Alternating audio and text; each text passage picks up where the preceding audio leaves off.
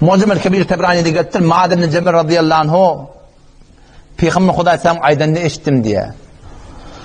Hudu et-ta'ame ma dâme ata'an.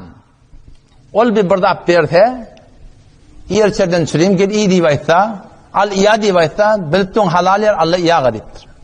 Yöne fe idâ sâra rişveten fid-din fe la te'huduhu. Bir vat sana berip dur, rişvet derekli. Sen bir makamın ma, muğiyetin ma, mensebin ma, bir vecahatın ma, sen üstünden gelip inni hakkına hak edip bırdat berip, öğüt aydan nettirecek bol ya, fe la te'hudu alman deyiptir. Allah kavvetten kulağatın, innehu seyekunu aleykum umara. İnne de kimsenin defeğinde bir başlıklar bolar deyiptir. Habaris yalak, Mu'tezile yalak, Hazreti Osman'ı gelip önünü öldüren adamla yalak. Ma la yaqduna aleykum. Yaqduna li anfusihim ma la yaqduna lakum. Öğlerine bir hüküm verirler, sizin tertini dedi. Yani size veriyen hükümlerini öğlerine verecek gele. O öğlerine veriyen adı size verecek gele. Neyme hak bazı öğlerine verecek dedi. İnne asaytumuhum katalukum. Eğer şu başlıktan diyenetle sizi öldürürler deyiptir. Sizden vuruşurlar.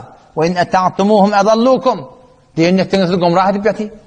Bu ne etmediniz? Şeyle bir başlıklar, serkargarın, sahapkarın, o şoňa men haýdy bir başlyk bolsun. Ki sana Huda bilen Peygamber ters beripdi. Görüpdi ona hak gazabet etdi. Diýen etmeden biz seni işten çykaryp etdi. Öldür amali, vursa amali, izini raporta var amali. Diýen etden de gazada haram ettiripdi. Halafa şeriat ettiripdi. Men näme etmeli? Şonu aýtdyk diye ya Resulullah, keyfe nesna'u? Ben näme etmeli şonna? Peygamber sen gaty jogap berdi şonu. Kema sana ashabi İsa ibn Meryem deydi. Eyni İsa aleyhisselamın yaranlarının etsi alak. Nem ollalar? Nuşiru bil menaşir. Onlar hak derekli. Şu zalim adamdan evine durmak derekli. Pıçkı bilen ketilile diye. Elin tutup pıçkı bilen ketiptirler. Kolun tutup pıçkı bilen ketiptirler. Ödün ketiptirler. Ve humilu alel haşab. Ağaçların üstüne mindirip o ilin arasında ırtıva ediptirler. Mevtun fi ta'atillah. Sözün kıyıtkası Peygamber sayıttı var. Mevtun fi ta'atillah.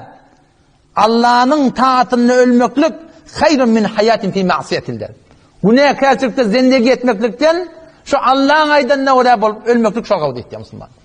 O zaman şu taydan inşallah Teala ene tamının tıyılığını, hormatını beter kavsaklamalı. Bir vakitte oraya birinin ene tadı ölüptür.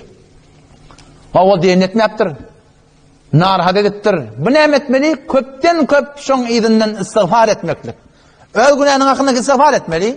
Şu enatının da hakkında istiğfar etmeklik. Ve kur Rabbirhamhuma. Rabbirhamhuma kema Rabbi. Yani şu duanı okuymaklık. Yok o da hayti bir dua bilen.